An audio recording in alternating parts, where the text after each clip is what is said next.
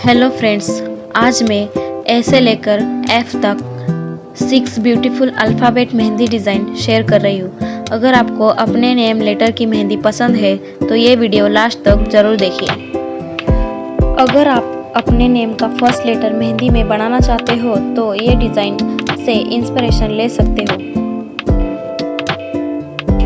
Video को and तक ज़रूर देखिए और कमेंट में बताइए आपका नेम का फर्स्ट लेटर क्या है और कौन सा अल्फ़ाबेट मेहंदी डिज़ाइन आपको सबसे ज़्यादा पसंद आया।